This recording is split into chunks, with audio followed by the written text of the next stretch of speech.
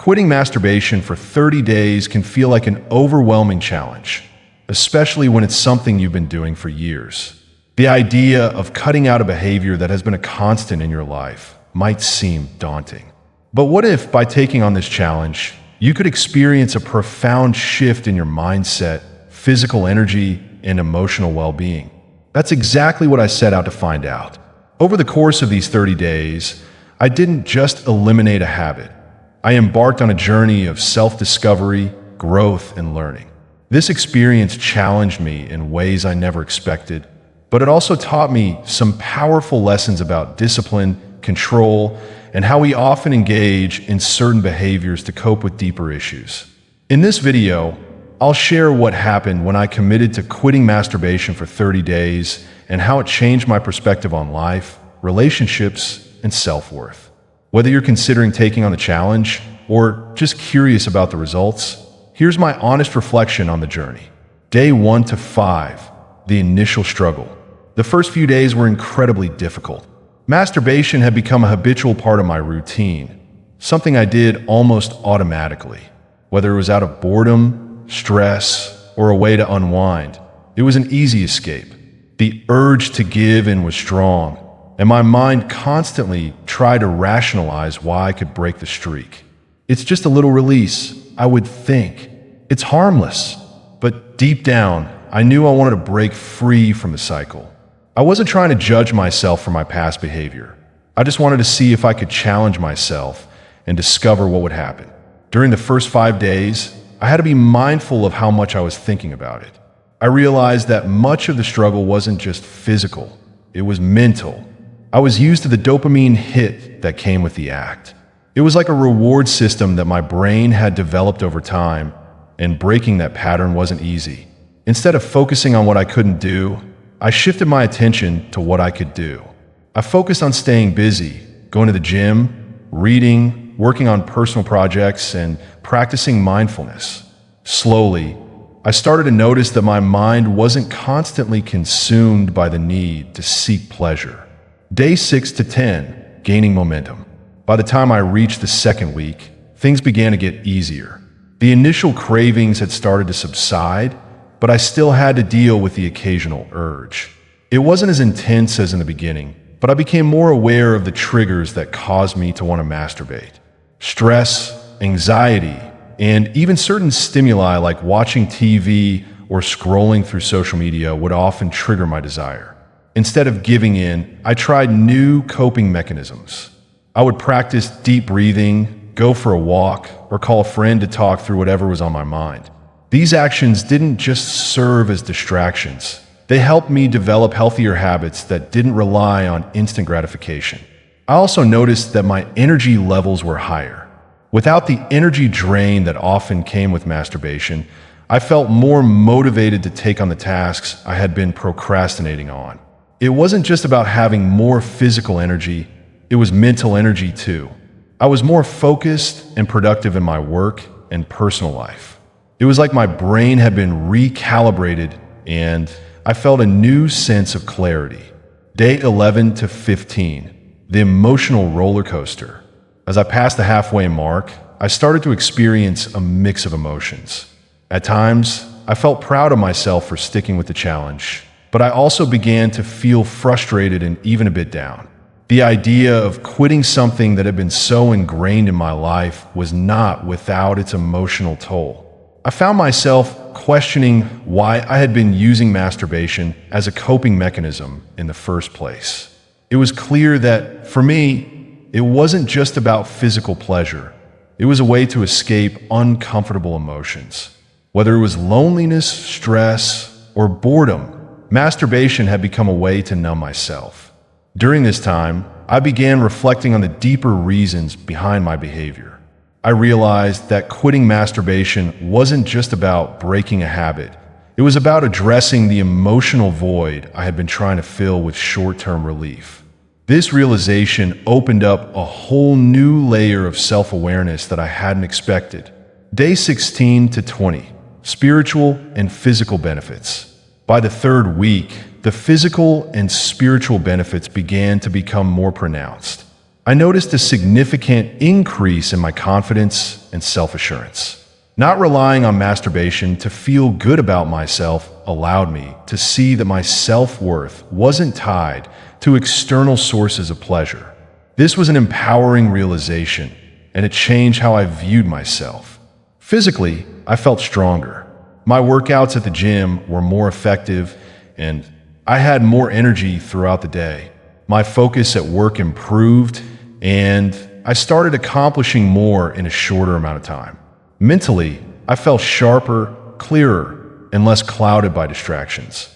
One of the most noticeable changes, however, was my ability to be present in relationships. Without the constant desire to escape into a habit, I became more engaged in conversations, more patient with others, and more attentive in my interactions. I began to feel more connected to the people around me, which had been missing when I was caught up in my routine. Day 21 to 25, clarity and control. As the days went on, I started to feel a sense of control that I hadn't experienced before. Masturbation had always felt like something that controlled me, but now I was in control.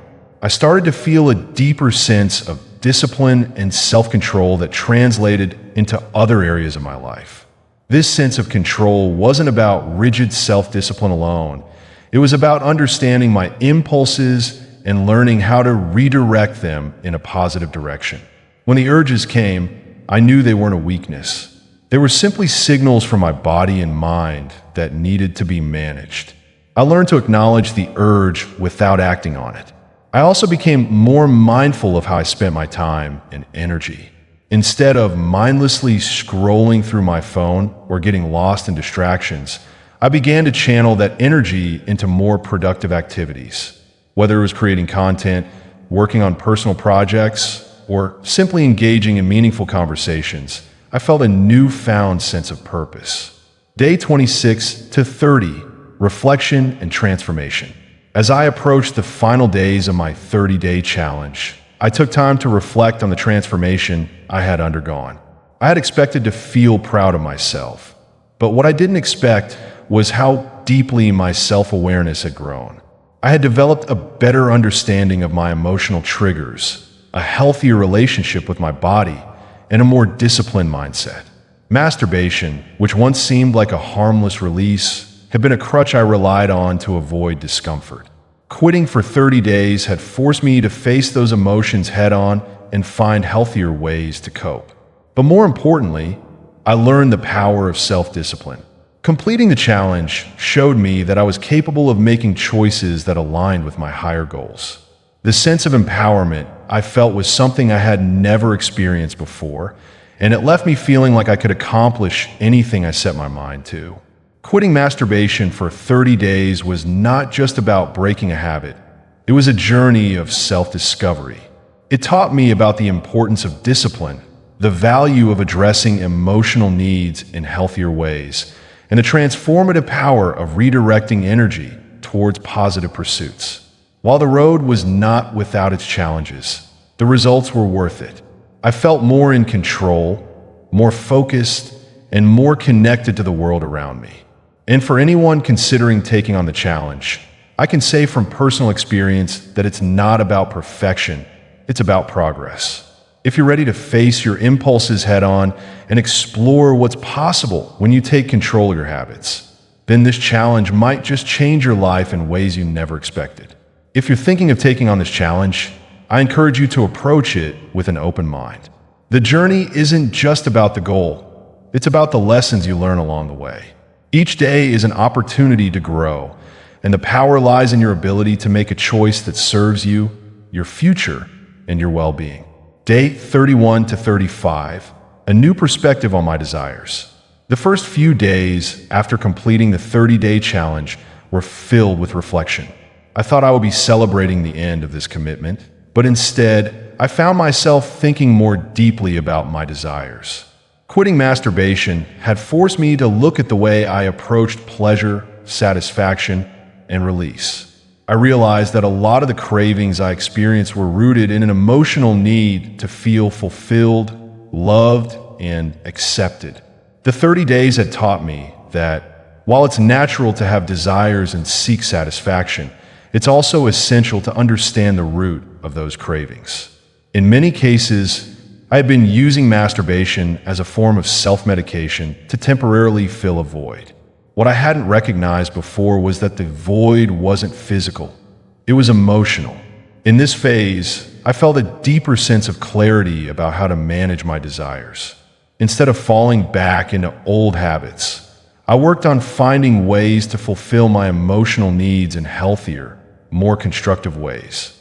Whether it was through meaningful conversations, engaging in new hobbies, or connecting more deeply with others, I learned that real fulfillment comes from genuine connections and self-understanding, not from temporary relief. Day 36 to 40. Rediscovering purpose and passion. After completing the 30-day challenge, I began to realize that the biggest benefit wasn't simply breaking a habit. It was rediscovering my sense of purpose and passion. During those 30 days, I had refocused my energy on more meaningful pursuits. Now, I felt even more determined to continue this journey of growth. I started to notice that I had more drive to pursue my goals. Whether it was advancing in my career, dedicating myself to personal projects, or focusing on self-improvement, I was more productive than ever before.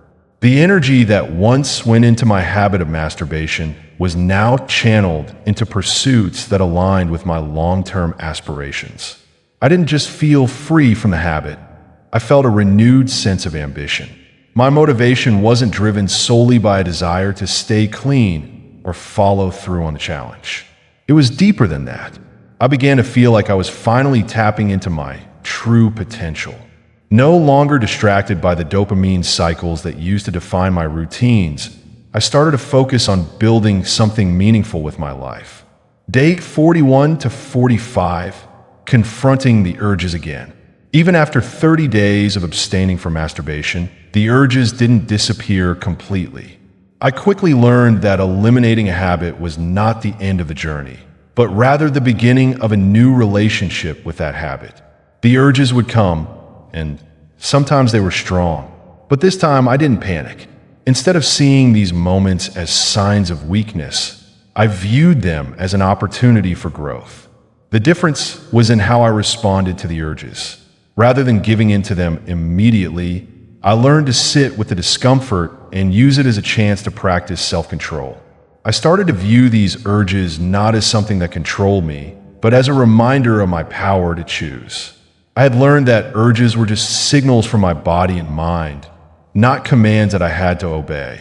With time, I became more confident in my ability to manage them. The key takeaway here was that overcoming the urge wasn't about avoiding it forever.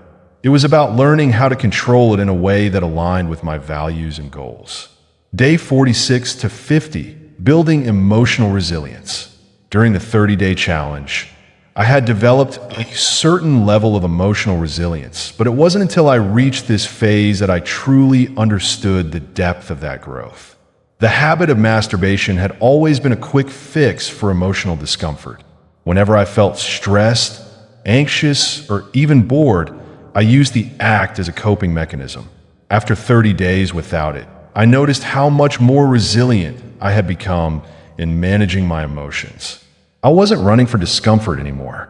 When things got tough, I faced them head on, and instead of seeking a temporary escape, I allowed myself to feel and process my emotions in a healthier way. This phase was all about strengthening my emotional intelligence. I became more in tune with my feelings, and rather than suppressing them, I allowed myself to experience them fully. I wasn't afraid of the negative emotions anymore. I learned to embrace them as part of the human experience. Building this emotional resilience didn't just help me with my urge to masturbate. It helped me in every aspect of my life. I became better at managing stress, navigating difficult situations, and engaging in more meaningful relationships. Day 51 to 55, reconnecting with relationships. One of the most surprising benefits of quitting masturbation for 30 days was the impact it had on my relationships. Without the constant distraction of seeking pleasure through self-gratification, I had more time and energy to invest in the people around me. I became more present in my relationships, whether it was with friends, family, or romantic partners. I had always thought that masturbation was a private, harmless act that didn't affect my interactions with others. However, I began to notice that my energy was shifting. I was more emotionally available and more connected to others. It was as if by cutting out this one habit, I had freed up emotional space to build deeper, more meaningful connections. Romantically, I found that I was more attuned to the needs and desires of my partner. Without relying on self-gratification, I had a clearer understanding of what intimacy meant and how I could create a more fulfilling connection with someone else. Day 56 to 60, integrating what I learned. By the time I reached 60 days without masturbation, I had integrated many of the lessons I learned during the initial 30-day challenge into my daily life. I had discovered that self-discipline wasn't just about eliminating a behavior. It was about developing a new mindset and way of living.